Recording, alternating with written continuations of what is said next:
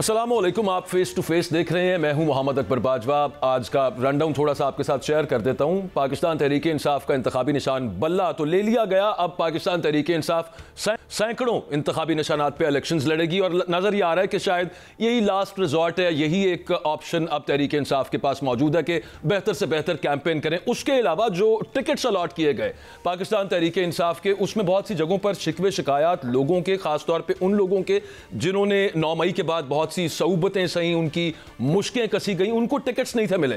फिर उसके बाद खैर फाइनल लिस्ट जो आई उसके अंदर रिव्यूज़ के बाद कुछ लोगों के जो गिले शिकवे थे वो प्लेकेट कर दिए गए, वो दूर हुए।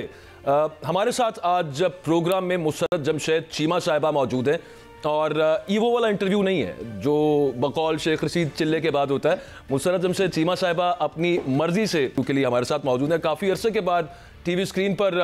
Thank you very much for giving us time. Musarrat साहिबा, कैसे मिजाज है आपके? बहुत शुक्रिया, आपका शुक्रिया। और अकबर, मैं बिल्कुल ठीक हूँ अल्हम्दुलिल्लाह।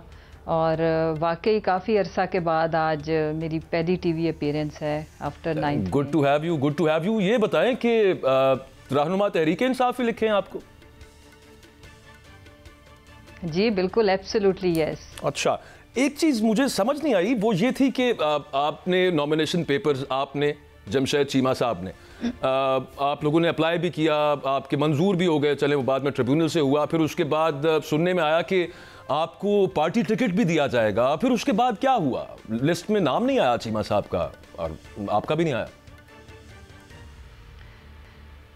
जी एक्चुअली सबसे पहले तो मैं अपने पार्टी चेयरमैन और हमारे जो कायद हैं इमरान खान साहब, उनकी मैं बहुत शुक्रगुजार हूँ। और हमारी जो पार्टी की सीनियर क़यादत है, मैं उनकी भी शुक्रगुजार हूँ। और देखें, हमारा जो पीटीआई के साथ रिश्ता है और जो हमारी स्ट्रगल है वो सिर्फ़ एक टिकट की मरहून मिन्नत नहीं है कि अगर एक टिकट का फ़ैसला, जबकि मेरा चेयरमैन जेल की सौतें काट रहा है और इस वक्त पाकिस्तान एक मुश्किल टाइम से गुज़र रहा है और उसके साथ पाकिस्तान तहरीक इंसाफ पे एक कड़ा टाइम है। उसमें ये ज़रूर है कि मुझे चेयरमैन साहब की तरफ से ही कन्वे हुआ था कि मैंने और चीमा साहब ने जो है अपने पेपर्स सबमिट कराने हैं। मुझे ये भी पता चला था कि शायद किसी और को तो वापस नहीं लिया जाएगा, लेकिन हम दोनों के लिए चेयरमैन साहब की हाँ है, येस है, और हम दोनों ने पेपर अपने कराने हैं। और उसमें मैं जो अपनी पार्टी की क़यादत थी उनसे भी राब्ते में थी, उनकी तरफ से भी मुझे यही कन्वे हुआ कि खान साहब ने उनको कन्वे कर दिया है और हमने अपने पेपर जो हैं वो सबमिट कराने हैं।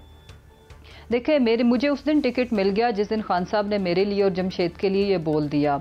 बाकी ये जो आजमाइश है और ये जो इम्तहान होता है, जो लॉयल्टी चेक होता है, वो इस तरह के फ़ैसलों से भी पता चलता है कि हमारा जो रिश्ता है, क्या इतनी बड़ी एक ट्रेजेडीज़ को हमने फ़ेस किया, हमने जो भी पार्टी के लिए एक मकसद के लिए, एक नज़रिए के लिए कुर्बानियाँ दी, तो क्या अगर मुझे पार्टी जिस लेवल पे भी ये फ़ैसला हुआ मिसअंडरस्टैंडिंग से हो गया, चले मैं एक मतलब मैं मार्जिन देती हूँ डाउट का कि जिससे भी ये हुआ।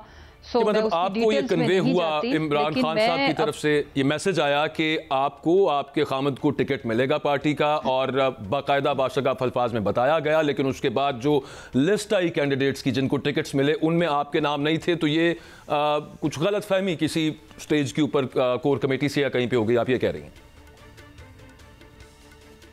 मैं ये कह रही हूँ कि नहीं, कोर कमेटी में भी ये डिस्कस हुआ था और जो जनरल सेक्रेटरी साहब हैं और पार्टी की जो अहम लोग थे उनको ये कन्वे हो गया था और उन्होंने भी आगे कन्वे कर दिया था।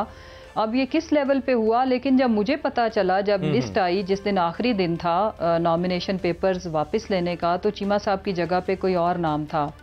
तो मैंने फिर यही मुनासिब समझा, उस वक्त ज़ाहिर है सारे लोग रूपोश हैं, अवेलेबल कोई है नहीं, तो मैंने फिर बजाय इसके कि टाइम ख़त्म हो जाता, मैंने ये ख़ुद से फ़ैसला किया। हालांकि जो PP 153 जिससे मैंने अप्लाई किया था उसका डिसीजन अभी पेंडिंग था, लेकिन मैंने अपने और चीमा साहब के, हमने दोनों हस्बैंड एंड वाइफ ने डिसाइड किया और हमने अपने पेपर विदड्रॉ कर लिए, क्योंकि मैं नहीं चाहती थी, मुझे पता था कि आगे चल के ये खबरें आ रही थी, हमें खदशात का पता था कि शायद बल्ला अगर वापस ले तो सब इंडिपेंडेंट होंगे, और मैं नहीं चाहती थी कि इस मुश्किल वक्त में पार्टी में हमारे जैसे लोगों की तरफ से भी कोई इस तरह का सिग्नल जाए, जिसने भी फैसला किया जो भी हुआ ठीक है उस वक्त लेकिन बाद में नेक्स्ट डे मुझे पता चला कि बहुत सारे टिकट्स रिव्यू होने, लेकिन मैं तब तक पेपर विड्रॉ हम लोग कर चुके थे और खान साहब ने कुछ टिकट्स के ऊपर थोड़ा सा ज़ाहिर है तशवीश का और गुस्से का इजहार किया। अच्छा। लेकिन कोई बात नहीं, जब इतना बड़ी ट्रेजेडीज़ से पार्टी गुजर रही है तो कुछ फैसले हो भी जाते हैं। आई एम हैप्पी कि जिनको भी टिकट मिला एक नज़रिए के पीछे हम हैं, हमने बिल्कुल भी आपस में, मैंने इसीलिए इमीडिएटली एक पॉजिटिव ट्वीट की कि हमें चेयरमैन ने कह दिया, हमारे लिए ये बहुत बड़ी इज्जत की बात है। उसके बाद जिसको भी मिला है हमारी सपोर्ट उनके साथ है। आपस में हमने ये इसलिए जिम्मेदारी का मुजाहरा किया कि बहुत सारी जगहों पे बहुत सारे कैंडिडेट्स होते हैं, लोगों की दिल आज़ारी भी होनी है। मैं नहीं चाहती थी कि हमारी तरफ से ये मैसेज जाए कि हम सब खुले दिल का मुजाहरा करें। कुर्बानी ये भी है कि आपने इतनी कुर्बानियां सही और एंड ऑफ द डे कुछ इस तरह के फैसले भी अगर आ जाए तो फिर भी हमें बड़ा दिल दिखाना है। ये लॉयल्टी चेक होता है, ये आपके ज़मीर का टेस्ट होता है कि फिर आप खड़े हैं कि नहीं। ये तो मैं और जमशेद पार्टी के साथ हैं। बिल्कुल ठीक हो गया। मुझे सिर्फ ये बताइएगा कि और बहुत से लोग जिन्होंने इनिशियली पार्टी छोड़ी, उसके बाद उनका भी दिल था कि वो पार्टी के साथ हों, इमरान खान साहब ने उनको लेने से इनकार कर दिया। बहुत बड़े बड़े नाम है, आई पर्सनली नो, बहुत सारे लोगों ने दोबारा कोशिश की लेकिन खान साहब रिफ्यूज्ड। आप पे कैसे मान गए कि हाँ आपको टिकट देना आप दोनों को और आप पार्टी? इसके लिए मैं अकबर बाजवा साहब, मैं खान साहब की शुक्रगुजार हूँ कि उनका जो हमारे ऊपर एतबार है या उन्होंने हमारी कुर्बानियों को वैल्यू किया और उनका जो हमारे ऊपर मेरा मान और मेरा कॉन्फिडेंस बढ़ा है। हालांकि जब ये सारा कुछ मैं सह रही थी या जिस ट्रॉमा से हम लोग गुजरे हैं, ये जो कोई 8-9 माह हमारे लिए कोई आसान तो नहीं थे, ये मुश्किल रास्ता था, लेकिन उसके बाद मेरा कॉन्फिडेंस और ईमान इसलिए बढ़ा है कि अगर आपकी नीयत अच्छी है और आप बगैर लालच के अगर कुछ कर रहे हैं तो अल्लाह ताला इज़्ज़त से नवाजता है। याद रखो कि बड़े बड़े ओहदे भी आपको इज़्ज़त नहीं दे सकते, इज़्ज़त एक अलग चीज़ है और अल्लाह ताला से ये दुआ करनी चाहिए कि आपकी आने वाली नस्लें और आपको इज़्ज़त के साथ याद रखा जाए। और मैं अल्हम्दुलिल्लाह मैं उन खुशकिस्मत लोगों में से हूँ जिनकी खान साहब ने कदर की, मेरी फैमिली की कुर्बानियों की खान साहब ने लाज रखी, इज़्ज़त रखी। मैं इतने में खुश हूँ। आगे जब इंशाअल्लाह ताला अच्छा वक्त आएगा, पाकिस्तान पे अच्छा वक्त आएगा, अगर हमारी किस्मत में हमारा कोई रोल लिखा होगा तो हम वो अदा करेंगे। अदरवाइज एज ए वर्कर तो मैं हूं ना, वो तो मुझसे कोई नहीं छीन सकता। अच्छा ये बताएं कि 8-9 महीने का जो आपने खुद भी जिक्र किया, जो ट्रायल्स एंड टर्बुलेंसेस और वो जो सब मामला था, मुश्किलात जो थी, वो ख़त्म हो चुकी हैं या अभी भी कोई केसेस वगैरह हैं जो भुगत रहे हैं? देखें केसेस तो अभी वहीं के वहीं हैं। ये ज़रूर है कि पेपर विदड्रॉ करने के बाद अल्हम्दुलिल्लाह मैं अब अपने घर में हूँ बहुत लंबे अरसा के बाद, क्योंकि अब मैं इलेक्शन ही नहीं हम लोग लड़ रहे तो शायद, लेकिन चूंकि हम लोग बेल पे भी हैं, हमने बेल प्रोसेस और लीगल प्रोसेस पूरा करके फिर ही तो हमारे पेपर एक्सेप्ट हुए और अभी आगे देखें। लेकिन जो भी चीज़ें हैं इंशाल्लाह बेल के बाद तो जी वो किसी भी और केस के अंदर गिरफ्तारी हो जाती है, नहीं है। देखिए मैं अर्ज करती हूँ कि अभी चूंकि हम उस रेस से ही आउट हो गए ना फिलहाल तो शायद इसलिए अल्लाह ताला की इसमें कोई बेहतरी होगी, इसमें कोई बहुत बड़ी मसलियत होगी। सो मैं हर तरह के जो जिसमें जो अब सीखा है, जो असल चीज़ है, थोड़ा सब्र बढ़ गया है और मेच्योरिटी ज़्यादा है इस वक्त और पेशेंस लेवल मेरा काफ़ी बड़ा है और अल्लाह ने हर तरह की आजमाइश के लिए एक हिम्मत हौसला दे दिया है कि ठीक है ये छोटी चीज़ें होती है, टिकट है नहीं है, हमने इतना कुछ किया था तो उसके बदले में टिकट भी नहीं मिला, तो ये बहुत छोटी चीज़ें बेमायनी है नज़रिए के आगे। हाँ ये बात आपकी, और दूसरी बात ही बड़ी अच्छी है, गुड टू नो कि जो भी आजमाइश हो उसमें से बंदा सीख के बाहर निकले। एक चीज़ ये बताएं, सिंस मैंने आपसे पहले पूछ भी लिया and you are Pakistan Tehreek Insaf leader, तो मैं आपसे पूछ सकता हूँ कि पाकिस्तान तहरीक इंसाफ की अब जो एक प्लान ए था, फिर उसके बाद प्लान बी आया, वो नहीं didn't work out, plan C बस यही है कि अब जो इंतखाबी निशान मिला है उसको ज़्यादा से ज़्यादा लोगों तक फैलाएं और बस इलेक्शन लड़ें सही और कोशिश करेंगे जीतें, but this is the plan. क्योंकि अच्छा इसके अलावा ऑप्शन भी कोई नज़र नहीं आती वैसे। नहीं, इलेक्शन तो लड़ना ही है और वो जो बल्ला छिन जाने के बाद जो मल्टीपल हमें सिंबल्स मिले हमारे जो कैंडिडेट्स हैं, although they are not independent because party तो अभी है, रजिस्टर्ड है, लेकिन ये है कि सिंबल चूंकि हमारे पास नहीं है तो सबका फर्क सिंबल के साथ एक जमात की छतरी के नीचे हमारे लोग इलेक्शन लड़ रहे हैं। उसका कोई इतना बड़ा इशू नहीं रहा इस वक्त जब मैं और आप बात कर रहे हैं अकबर। तो आज बल्ला होना ना होना इस वक्त मैटर नहीं कर रहा। जिस दिन बल्ला गया था हम सारे लोग इमोशनल भी थे, लोग अपसेट भी थे, लेकिन वो आज चूंकि जो दौर है डिजिटल का दौर है, आज सोशल मीडिया के अंदर मैं तो हैरान हो गई हूँ। बल्ले की कैंपेन इतनी कलरफुल नहीं होनी थी जितनी अब इंटरेस्टिंग हो गई है कैंपेन। तो अब सब लोगों को अपने कैंडिडेट्स का पता है, पाकिस्तान की तारीख का नहीं, इंटरनेशनल मेरा ख्याल है अगर जितनी भी पॉलिटिकल हिस्ट्री है उसमें कभी ऐसे नहीं हुआ कि जो अवाम है, जो वोटर है, सपोर्टर है, वो अपने कैंडिडेट को भी ढूंढ रहा है, निशान भी खुद ही उसकी कैंपेन बना रहा है। तो ये तो पाकिस्तान में पहली दफ़ा हो रहा है, एक तारीख रकम हो रही है। और मेरी ये अपील है कि अवाम पुरअमन रह के एक अच्छे तरीके से घरों से निकलें, हर कोई अपने वोट का राइट जरूर इस्तेमाल करे। ये बड़ा अहम और ताकतवर राइट है। और दूसरी मेरी अपील है कि अल्लाह करे कि ये इलेक्शन पाकिस्तान के लिए खैर का सबब बने और पाकिस्तान के अंदर इसके बाद एक बेहतरी और स्टेबिलिटी आए और आवाम की जो राय है उसकी रिस्पेक्ट हो और पाकिस्तान एक पॉजिटिव तरीके से आफ्टर इलेक्शन बढ़े। आमीन आमीन इंशाल्लाह। अच्छा, वो जो आप बात करी थी ना कि जितनी कलरफुल और जितनी वाइब्रेंट अब हो गई है, कैंपेन हो गई है, वो बल्ले के साथ शायद इतनी ना होती, चलें वो एक अपनी जगह पे, लेकिन you know as a journalist, as a political commentator, वो जहन के अंदर ये आता है कि अगर आज़ाद जीत के, और जैसे कि आपने कहा कि पार्टी रजिस्टर्ड है अभी भी और आज़ाद नहीं है, लेकिन मेरे ख्याल में ये आज़ाद ही है, और आज़ाद जीत के अगर उन्होंने पार्टी दोबारा ज्वाइन करनी है तो फिर बल्ला लिया ही ना जाता शायद। देखें, इसमें बहुत सारे कानूनी पहलू तो अभी हैं, things are not so simple, but हमें जो मारूजी हालात पेश आ गए हैं हमें उसके अंदर रह के ही प्ले करना है। जहाँ तक प्लान सी का ताल्लुक है तो उसका अभी वो चेयरमैन की हद तक और हमारी जो सीनियर लीडरशिप है उनकी हद तक है, और मैं नहीं चाहती कि पहले जैसे हमारा जो प्लान है वो बनता बाद में डिस्क्लोज पहले हो जाता है, ये नहीं होना चाहिए। और सॉरी टू इंटरजेक्ट, आप ये कह रही हैं कि अभी प्लान सी है कोई? हमारे ये प्लान सी नहीं है कि सिर्फ इलेक्शन लड़ना है, अभी इसके अलावा भी कोई प्लान है? डेफिनेटली है, ओके, डेफिनेटली है। एक प्लान तो ये है कि जो अवाम का सरप्राइज है वो खैर सरप्राइज नहीं रहा, अवाम तो हर दिन बता रही है। येस्टरडे यू सॉ द जलसा ऑफ मरियम के, उसमें नवाज शरीफ साहब उसमें कोई भी नहीं था और आज उन्हें अपना जलसा मुलतवी करना पड़ा, अपना जाना मुलतवी करना पड़ा।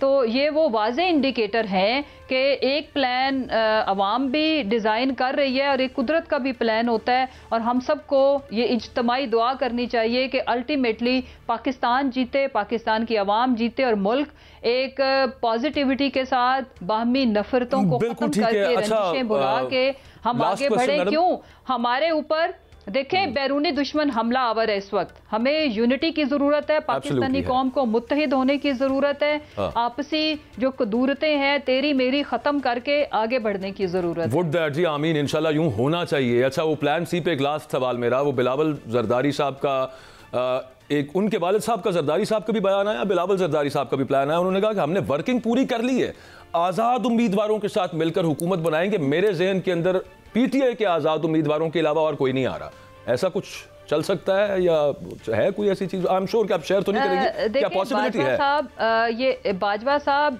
इनका वतीरा है कि दूसरों के किए हुए, दूसरों की कमाई को बैठ के खुद एफर्ट किए बगैर खाना, ठीक है। और दूसरी बात यह है कि इस मुल्क के अवाम के टैक्स के पैसे को इतनी बेरहमी बेदर्दी से लूटना और फिर अनलिमिटेड वेल्थ जब जमा हो जाए तो फिर उससे ये मंडियां लगाना। तो इन्होंने पहले भी एक सिंध हाउस में मंडी लगाई थी, वो कौम अभी उसको भूली नहीं, और जो उस मंडी में बिकाऊ माल था कौम ने उनको भी बहुत शिद्दत और नफरत के साथ रिजेक्ट किया। तो ये जो भी मैं तो इसको एक सियासी वर्कर की हैसियत से मुर्दार खाने के बराबर समझती हूँ। जो सियासी जमातें भी खाली अपने पैसे की बलबूते पे अवाम, अभी तो इन्होंने खुद भी वोट लेने हैं, तो ये अवाम को बिकाऊ माल, उनके वोट को खरीदने का जो ये प्लान मंसूबा बना के ना सिर्फ बना रहे हैं, खुदा की पनाह ये पहली दफा मैंने देखा है, उसके ऊपर टॉक शोज कर रहे हैं, उसको खुद आके रिपोर्ट भी खुद ही कर रहे हैं, बजाय इसके कि चोरी छुपे करें। अब ये वो चोर हैं, नहीं, वो साफियों से बार-बार वो गैर रस्मी गुफ्तगू में इस बात का इजहार पहले बताते हैं फिर करते हैं। तो मैंडेट अगर आप चोरी करेंगे, देखें बाजवा साहब, तो फिर ये ना हो जैसे वो जहांगीर तरीन साहब के जहाज की तरह वो जगह जगह से लोग उठा के आ जाएं और फिर वो प्रेस कॉन्फ्रेंसेस जैसे ही खुदा न खास्ता उस तरह के मामलात ना हो जाएं। आपके लिए खुदा न खास्ता मैं वैसे उसमें कह रहा हूँ, लेकिन मेरे पास एक्चुअली ना वक्त की किल्लत थी। बहुत शुक्रिया, आपने इस बात को क्लैरिफाई कर दिया कि एटलीस्ट ऐसा कोई प्लान आपके इल्म में नहीं है कि पाकिस्तान पीपल्स पार्टी के साथ कोई इल्हाक आगे हो जाए। हाँ, बंदे तोड़ लें तो वो एक अलग बात है। मुसर्रत जमशेद चीमा साहब, thank you very much for your time. एक ब्रेक लेनी है, ब्रेक से वापस आएंगे, कुछ बात करेंगे कि इलेक्शंस बिल्कुल सर पे आ गए हैं। पाकिस्तान मुस्लिम लीग नवाज की इलेक्शन कैंपेन कहाँ पे है? मतलब एक जलसा शुरू किया हाफिजाबाद के अंदर, और वो भी बहुत ज्यादा जब लोगों ने पूछा कि भाई क्यों नहीं आप कर रहे जलसे, और फिर मंशूर कहाँ पे है, वही पुरानी बातें, और फिर बयानिया क्या है पाकिस्तान मुस्लिम लीग नवाज का। एक सीनियर सियासतदान जावेद हाशमी साहब हमारे साथ होंगे ब्रेक के बाद। स्टे विद अस।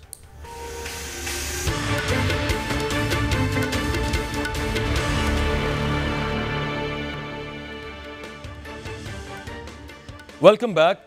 तहरीक इंसाफ को तो खैर निगरान हुकूमतें इलेक्शन कैंपेन की इजाज़त ही नहीं दे रही उस तरह से। दूसरी तरफ पाकिस्तान पीपल्स पार्टी है, बिलावल भुट्टो जरदारी साहब कर रहे हैं, इलेक्शन कैंपेन कर रहे हैं, और मंशूर भी दे रही है पाकिस्तान पीपल्स पार्टी, और अब तो वो खैर पंजाब भी आ रहे हैं। लेकिन उसके अलावा पाकिस्तान मुस्लिम लीग नवाज शरीफ साहब को पाकिस्तान लैंड किए हुए आए, रेड कारपेट इस्तकबाल मिले, महीने हो गए, लेकिन उसके बावजूद कैंपेन बहुत लेट स्टार्ट की, और मंशूर जो बताया गया कि बड़ी कमेटी बनेगी, अभी तक उन्होंने उसका कोई प्रॉपर उसका ऐलान किया नहीं है। शायद उसकी वजह ये हो सकती है कि उनकी पार्टी के लीडर जो बरमला और वाशगाफ कहते हैं कि जनाब हमारी तो बात हो गई है, हमारी बात हो गई है, तो शायद इसकी वजह से वो समझते हो कि उनकी ज़रूरत ही नहीं है कैंपेन करने की, या कुछ और है। कल हाफिजाबाद के अंदर कल या परसों हमने देखा मियां नवाज शरीफ साहब हफ्तों के बाद, महीनों के बाद, जब वो पहली दफ़ा अवामी जलसे में पहुंचे, तो उनके जो फेशियल एक्सप्रेशंस थे वो कोई इतने खुशी के नज़र नहीं थे आ रहे, कुछ चेहरा उतरा हुआ सा था। बल्कि मैं प्रोड्यूसर साहब को कहूँगा वो स्क्रीन पे आपको दिखाएं भी। हमारे साथ सीनियर सियासतदान जावेद हाशमी साहब मौजूद हैं। बहुत शुक्रिया हाशमी साहब, आपने वक्त दिया। सर, आपका क्या ख्याल है? नवाज शरीफ साहब के एक तरफ तो उनकी पार्टी के सीनियर लीडर्स कहते हैं कि हमारी बात हो गई है, सब कुछ तय है, मरियम नवाज कहती हैं कि हमारे मुकाबले में है ही कोई नहीं। आज फरमाया उन्होंने। नवाज शरीफ साहब की अगर आपने देखा हो, जो हाफिजाबाद जलसे में वो मौजूद थे, उनका चेहरा क्यों उतरा हुआ सा लगता है? सर, ये ऑब्जर्वेशन बहुत सारे लोगों की है, क्या आप इससे इत्तेफाक करते हैं, और वजह क्या हो सकती है? नहीं, मैंने देखा नहीं है, और दूसरा ये है कि इतनी डाइल्यूटली चीज़ों को जो आप देख सकते हैं वो मैं शायद देख भी ना सकूं। देखिए, पार्टियों की ऊंच नीच होती रहती है। एक बार तो आपने जो कही वो कि बाकी पार्टियों को इजाज़त है और कुछ पार्टियों को कैंपेन चलाने की इजाज़त नहीं है, तो इसलिए यानी मैं तो यहाँ कैंडिडेट हूँ पीटीआई के कैंडिडेट के भी खिलाफ और अपना जहांगीर तरीन साहब के भी खिलाफ, लेकिन यहाँ पे भी पीटीआई को कैंपेन चलाने की इजाज़त नहीं दी जा रही। ये बहुत सारा सवालात उठाते होंगे लोगों के ज़हन में, क्या है ये इलेक्शन है भी सही या नहीं है। मैं इसके बारे में पहले भी कह चुका हूँ कि ये इंतखाबात टोटली कंट्रोल्ड इलेक्शन हो रहे हैं, टोटली। इसके पीछे बैठ के कुछ और प्लानिंग्स हो रही हैं और सतह पे कुछ और दिखाया जा रहा है। तो ये इस तरह के इंतखाबात जो है वो तो ना कराएं। ये जमहूरियत की खिदमत नहीं है। इस तरीके के इंतखाबात किसी और की खिदमत के लिए अगर ज़रूरी हैं तो करा लें, लेकिन पब्लिक का इसके अंदर वो दिलचस्पी पैदा भी नहीं हो रही, क्योंकि वो जानते हैं कि रिज़ल्ट तो तैयार हैं, हम क्यों ज़्यादा हिस्सा लें, क्यों पुरजोश हों, क्यों उनके जलसों में क्यों पहुँचे। तो ये इस की बात से ये पाकिस्तान के लिए पाकिस्तान के फ्यूचर के लिए कोई बेहतर नहीं हुआ। अच्छा हाशमी साहब, वो आपने नहीं उनकी चलें वो विजुअल्स तो आपने वो नहीं देखे, सिर्फ 10 मिनट की तकरीर की और उसके अंदर भी वो 2013 से 2017 की ही सब बातचीत करते रहे। मंशूर अभी तक कोई दिया नहीं। इससे पहले हम देख चुके हैं नवाज शरीफ साहब की जो कैंपेन्स इलेक्शंस की, बताते तो कम अज़ कम है कि ये करूँगा वो करूँगी, या पार्टी करती है साथ कुछ ना कुछ बताती है, बिल्कुल खामोशी है उस फ्रंट के ऊपर। तो क्या आर द श्योर सर्टेन है कि भाई हम जीतना ही हमने, तो ज़रूरत क्या है कुछ कहने की बताने की? देखिए इसमें मैं नहीं जानता, मुझे जो आप जो फरमा रहे हैं इसके जवाब मैं कैसे आपकी खिदमत में दे सकता हूँ कि वो पार्टी क्या सोच रही है, जब वो जलसे तो कर रहे हैं आज भी। अच्छा, मैं I am sorry to cut off here sir, वो असल में आज़ान भी हो रही है तो मेरा ख्याल है एक ब्रेक ले लेते हैं, का एहतराम ज़रूरी है। उससे वापस आते हैं तो वापस आके फिर बात करेंगे कि जो जावेद हाशमी साहब बात कर रहे हैं कि इलेक्शंस जिस तरह के हो रहे हैं जमहूरियत की खिदमत तो नहीं है, आगे इसका रिजल्ट क्या निकल सकता है, क्या यहाँ तक मामला आ सकता है कि क्योंकि इतनी डिवाइड है और इस तरह का मामला कि एक बड़ी तादाद के अंदर पाकिस्तान में पहली दफ़ा बहुत बड़ी तादाद के अंदर आज़ाद उम्मीदवार कंटेस्ट कर रहे हैं, यूं की असम्बली तो नहीं आगे बन जाएगी कि जहाँ पे leader of the house he select ना हो सके और फिर उसके बाद दोबारा इलेक्शंस की तरफ जाना पड़े, जो कि सुम्मे कातिल साबित हो सकता है। जमहूरियत के लिए ब्रेक के बाद बात करते हैं।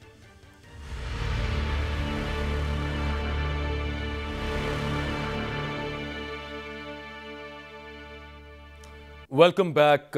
हम ब्रेक से पहले बात कर रहे थे कि ये शायद वाहिद इलेक्शंस हैं जिनकी क्रेडिबिलिटी इलेक्शंस डे से पहले ही उस पर बहुत सारे सवालात उठ गए हैं। जावेद हाशमी साहब, आप इलेक्शंस के बाद का सिनेरियो क्या देख रहे हैं? आगे कुछ यूं के हालात तो नहीं बन जाएंगे क्योंकि इतनी ज़्यादा जो क्रेडिबिलिटी ख़राब हो चुकी है इलेक्शंस की ऑलरेडी। आपने तो बहुत सारे इलेक्शंस देखे हैं, इस तरह के इलेक्शंस देखे हैं पहले, और उसके बाद का आप क्या प्रेडिक्ट करते हैं, क्या मामला बनेगा?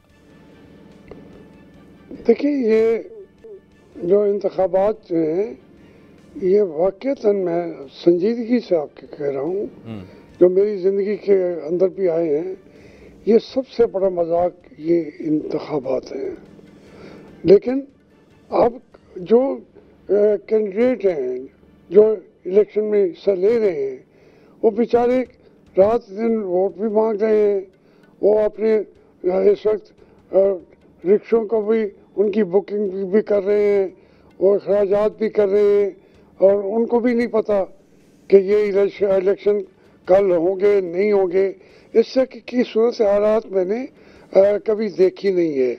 और इसके बाद अगर ये कराते हैं तो उसे हासिल क्या करना चाहते हैं, मकसद क्या है, वो समझ से बाहर है। क्योंकि इस इंतखाबात के बाद तो मज़ीद एक पूरे मुल्क में क्या होगा, परेशानी होगी। उसमें से लीडरशिप वो अपनी मर्जी की बना रहे हैं, लिस्टें तैयार कर चुके हैं, रिजल्ट्स बना चुके हुए हैं, तो उसको इसमें से क्यों गुजारने की ज़रूरत महसूस कर रहे हैं? आपको सिर्फ दुनिया को कुछ बताने के लिए या एक जस्टिफिकेशन पैदा करने के लिए कि हम इंतखाबात करा रहे हैं। ये इंतखाब बाजवा साहब नहीं है इंतखाबात, मैं मुख्तसर यही बात कह रहा हूँ कि ये इंतखाबात नहीं है, लेकिन हमारी मजबूरी है, हम तो उसके मुताबिक चले हुए हैं कि अगर इससे जमहूरियत का रास्ता निकलता है तो शायद निकल जाए, लेकिन मुझे जमहूरियत का दरवाज़ा मजीद लंबे अरसे के लिए बंद होता नजर आता है। अच्छा, that's very disturbing to hear कि जमहूरियत का रास्ता इसके पास बंद होता नजर आता है। आपके ख्याल में हाशमी साहब, आप you're one of the most senior politicians of Pakistan today, और आपने इस तरह के इंतखाबात नहीं देखे। हमारी जितना पॉलिटिकल हमने देखा है लैंडस्केप को जब से देख रहे हैं या पढ़ रहे हैं, हमने भी नहीं देखे। लेकिन एक बात मुझे समझ नहीं आती, इस तरह के केओस का हिस्सा बनना या इस तरह के किसी मामले का हिस्सा बनना जिससे जमहूरियत डीरेल हो रही हो, नवाज शरीफ साहब ने उसका एक एक्टिव पार्ट बनना क्यों पसंद किया? उनकी ज़िंदगी की शायद ये आखिरी इनिंग्स होगी, अल्लाह ताला उनको लंबी उम्र दे, लेकिन मतलब अगर वो चौथी दफ़ा वज़ीर आज़म बनते हैं और फिर लाडले का लेबल लगवा लेना, अपनी तमाम सियासत जो वोट को इज्जत दो की थी उसको गारत कर देना, क्यों किया उन्होंने ऐसा? बाजवा साहब, अगर हम किसी को टारगेट करके डिबेट करेंगे उसका तो फायदा ही नहीं है। असल बात यह है कि कौन है जो इस इलेक्शन में हिस्सा नहीं ले रहा। तहरीक इंसाफ भी ले रही है, मुस्लिम लीग भी ले रही है, पीपल्स पार्टी भी ले रही है, मौलाना फजल रहमान भी ले, सारी पार्टियां ले रही हैं। अगर इसके लिए मैं तो ये कहता हूँ कि पहली बात ये थी कि वो जो जमहूरियत के अंदर यकीन रखते हैं वो पहले तो ये तो कहते हैं, मियां नवाज शरीफ साहब कहते, जरदारी साहब या उनका मुतालबा ये होता कि पहले इमरान खान को आज़ाद करें, उसकी पार्टी को आज़ाद करें, वरना तो ये इलेक्शन नहीं होंगे। इसलिए नहीं कि अब इसकी क्रेडिबिलिटी क्या होगी। वो एक 2, 4, 10 महीने हुकूमत चलेगी, उससे ज़्यादा चल ही नहीं सकती। तो उसका क्या कुछ उन्होंने सोचा हुआ है, किसने सोचा हुआ है, हमें उसका भी नहीं पता। इसमें आप सिर्फ मियां नवाज शरीफ बन जाएंगे लाडले, मैं और वो बात है आपकी, मेरी समझ से तो बालत आपको वो लाडले नहीं लगते इस वक्त। सारे जो पॉलिटिकल फोर्सेस हैं उनको मिल के पहली बात कहेंगे कि जमहूरियत के लिए हमने एक पूरा इमरान खान को रिहा करेंगे तो फिर इलेक्शन होंगे। और लेकिन सर वो नहीं ना कहेंगे। अब देखें आप, ठीक है टारगेट करने वाली बात नहीं है, लेकिन उसमें सर सबसे बड़ा जो बेनिफिशियरी नजर आते हैं वो नवाज शरीफ साहब नजर आते हैं ना, तो फिर उनके बारे में सवाल तो किया जाएगा। किसको? मैंने कहा सबसे बड़े जो बेनिफिशियरी नजर आते हैं सब मामले के वो नवाज शरीफ साहब हैं, उनकी जमात है, और जो उनके साथ the treatment which has been meted to him निगरान हुकूमत की तरफ से वो यही दिखाता है कि वो लाडले हैं, और वो बिलावल साहब भी कह रहे हैं। मैं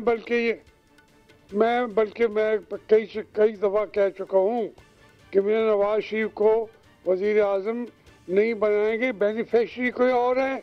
अच्छा, या आप बाचो साहब कहाँ पे बैठे हुए हैं, बेनिफिशियरी कोई और है उसमें।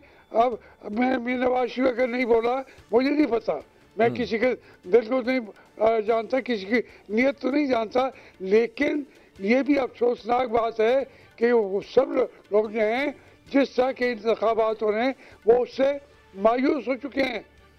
नवाज शरीफ भी मायूस हो चुके हैं। अच्छा। तो फिर उसका रिजल्ट क्या होगा कि वो फायदा किसी और के लिए हो रहा है, फिर वो इलेक्शन क्यों कराए जाए।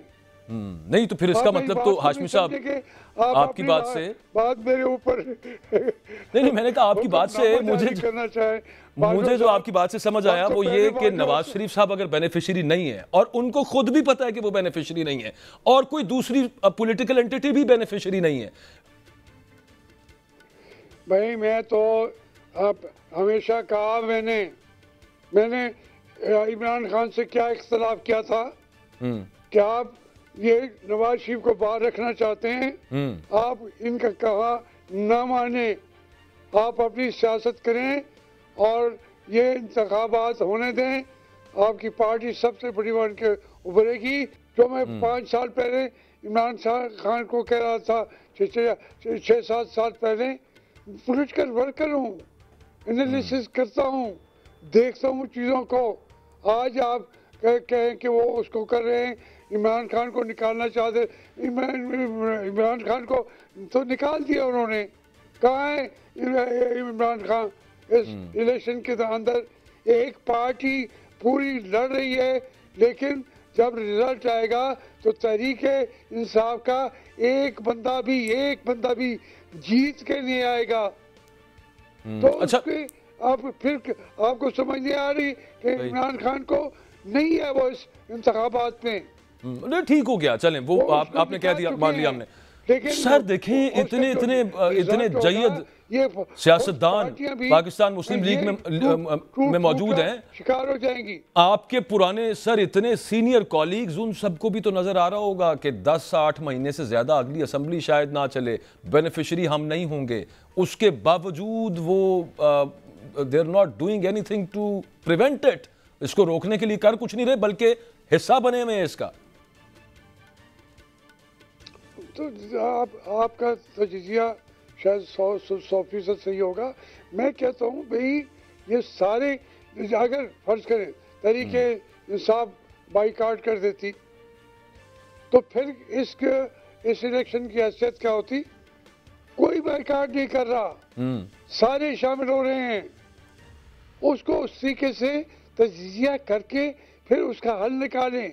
एक दूसरे को गालियां दे के हम कहें कि हमने अपने मसाइल का हल ले लिया है, मैं तो पॉलिटिकल वर्कर हूँ और 60 साल का पॉलिटिकल वर्कर हूँ, मैं आपकी बात से एग्री नहीं कर सकता।